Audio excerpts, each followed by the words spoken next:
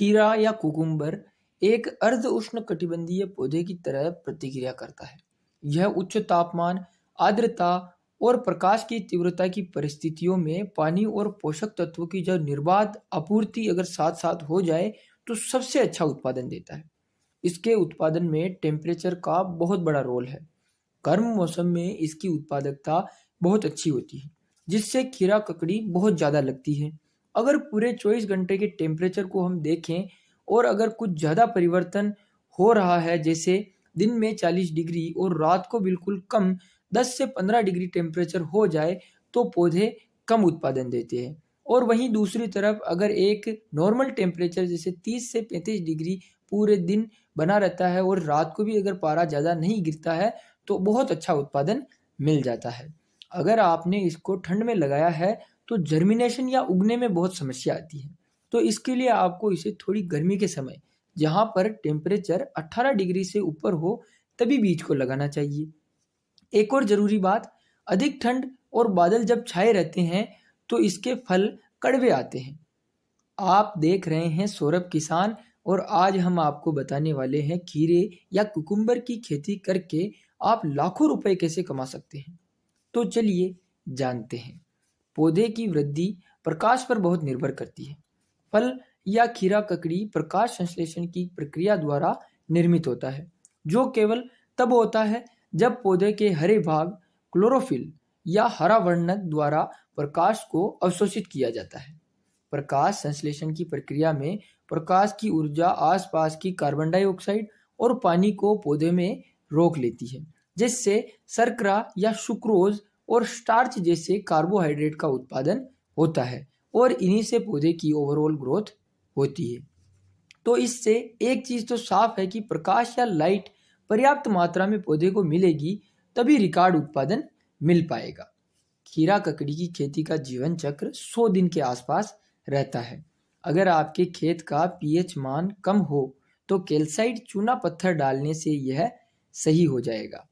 अब बात करते हैं इसकी ज़मीन या मिट्टी की तैयारी की। तो सबसे पहले हमें खेत को अच्छी तरह से भुरभुरा करके बेड बना देने चाहिए, और इसके ज़मीन में बेसल डोज के रूप में डीएपी 20 किलोग्राम, एसएसपी 50 ग्राम या 50 kilogram, potash 15 kilogram, zinc 10 kilogram और फिर वर्मी कंपोस्ट को 1 बीघा में लगभग 500 किलोग्राम के रूप में डाल देना चाहिए। अब बात करते हैं इसके बीज की मात्रा की। कुकुम्बर के 6000 बीज या 250 ग्राम बीज लगभग 1 बीघा में पर्याप्त रहते हैं। अगर आपको जानना है कि कौन सा बीज सबसे अच्छा रहता है या कौन सी किस्म का चुनाव करें, तो हमारी इसी पर एक वीडियो है, जिसे देखकर आप किस्म का चुनाव कर लें। कुकुम्बर की बुआई की बात करें तो बीज को लगाने के लिए आपको 2 तरह से लगा सकते हैं। पहला है डायरेक्ट बीज लगाकर, और दूसरा है नर्सरी या पौधे तैयार करके रोपाई कर कर। दोनों में फ़र्क बस इतना है कि जहाँ बीज विधि में पूरे खेत में घूमकर हमारे को फसल की देखभाल करनी होती है, वहीं पर नर्सरी तैयार करके बीज लगाने पर हमारे को वहीं जहाँ नर्सरी की थोड़ी सी जगह हमने निर्धारित कर रखी है, वहीं पर हमारे को ध्यान देना है। कुकुम्बर की बुआई जिग जैग या तिरछी रेखा में करने से प्रत्येक पौधे को या बेल को पर्याप्त धूप भी मिल सकती है और फैलने के लिए जगह भी अच्छी मिल जाती है, और जिससे उत्पादन बहुत अच्छा मिलता है। अब बात आती है पानी की सिंचाई की। इसमें सिंचाई या पानी गर्मियों के दिनों में हर 3 से 4 दिनों में अपनी मिट्टी के अनुसार बहुत आवश्यक रूप से चला देना चाहिए। अब आपको ध्यान रखना है फर्टिगेशन या खाद को चलाने का। फर्टिलाइजर की सही सप्लाई के लिए आपको ड्रिप इरिगेशन सिस्टम की आवश्यकता पड़ती है, क्योंकि इससे खाद की फिजूल बर्बादी और पौधे की आवश्यकता दोनों पर आपका ध्यान रहेगा। अगर ड्रिप नहीं है तो लंबे दौरे के रूप में बुआई करें और फिर इसमें खाद का छिड़काव या स्प्रे कर देना चाहिए। खाद की मात्रा की बात करें तो जब फसल 25 दिन की हो जाए, तब आपको NPK 19-19-19 हर सप्ताह में 2 बार 4 से 5 किलोग्राम ड्रिप में चलाना चाहिए। जब फसल में फूल दिखाई देने लग जाए तो 0-52-34 को चलाना चाहिए, और जब फल दिखने लग जाए तो 0-0-50 को चलाना चाहिए। और अगर आपके पास ड्रिप इरिगेशन सिस्टम नहीं है तो एक 15 लीटर या 16 लीटर की टंकी में 50 ग्राम NPK डालकर स्प्रे कर देना चाहिए। और साथ ही साथ मैग्नीशियम और बोरोन को भी चलाना बहुत फायदेमंद रहेगा, जिससे फ्रूट की सेटिंग भी बहुत अच्छी होगी और बिल्कुल सीधे और अच्छे वजनदार फल आएंगे।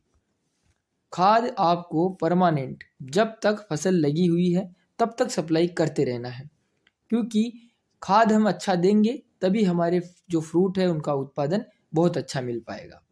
एक और बात, चूंकि फल केवल नवनिर्मित पत्ती की धुरी में विकसित होते हैं, मतलब नए फल नए पत्तों के आसपास ही आते हैं, इसीलिए उत्पादन और विकास को बढ़ाने के लिए बड़ी छटाई मतलब पूर्ण सूखे हुए पत्तों को हटाने की आवश्यकता होती है। अब बात करते हैं इसमें आने वाले रोगों की, तो इसकी रोकथाम के लिए भी स्प्रे बहुत आवश्यक होते हैं। खीरा में मुख्य रूप से फंगस वाले रोग देखने को मिल जाते हैं, जैसे तना गलन या जड़ गलन, और इसकी रोकथाम के लिए आपको स्प्रे में कार्बेंडाजिम प्लस मेन्कोजेब का छिड़काव करना चाहिए। और आगे पत्ते पीले पड़कर सूख रहे हो तो भी अच्छे फंजीसाइड जैसे रिडोमिल गोल्ड जो सिंजेंटा कंपनी का आता है, या और कोई जिसमें मेन्कोजेब प्लस मेटलेक्सिल टेक्निकल हो, उसका छिड़काव कर देना चाहिए। अगर आप बताए अनुसार खेती करते हैं तो आपको बहुत अच्छा मुनाफा देखने को मिलेगा, क्योंकि इस प्रोसेस में हमने पौधे की ओवरऑल ग्रोथ को ध्यान में रखते हुए सभी जरूरी मापदंड का ध्यान रखकर ही आपको यह वीडियो सुझाया है। और अगर आपका कुछ भी प्रश्न है तो आप कमेंट बॉक्स में कमेंट करके हमारे को पूछ सकते हैं। तो इस तरह से आप 1 बीघा में लगभग बहुत अच्छा उत्पादन 30 टन के लगभग माल ले सकते हैं, और जिससे मार्केट में लगभग आप पोली हाउस में खेती करके बेमौसम में अगर बेचकर सब्जी को बेच रहे हैं तो भी आपको बहुत अच्छा मुनाफा हो जाएगा। और आप अगर 1 किलो को नॉर्मल 30 रुपए किलो में भी बेचते हैं तो आपको 1 बीघा में 9 लाख रुपए तक मिल जाते हैं। और जिसमें से खाद और अन्य लेबर खर्च निकाल भी दे तो भी 8 लाख रुपए आपके 4 महीनों में आराम से मिल जाते हैं या आप कमा सकते हैं। यह जानकारी हम आपको उन्नतशील किसान और हमारे ज्ञान के आधार पर आपको उपलब्ध करवा रहे हैं। आप बताए अनुसार निश्चिंत होकर खीरा ककड़ी की खेती कर सकते हैं। अगर यह वीडियो आपको पसंद आया है और आप इसे दूसरे किसान भाइयों तक पहुंचाना चाहते हैं तो इस वीडियो को लाइक करें, शेयर करें और आप इस चैनल को सब्सक्राइब करें ताकि आप हमसे जुड़ सकें। खीरा या कुकुम्बर एक अर्ध उष्ण कटिबंधीय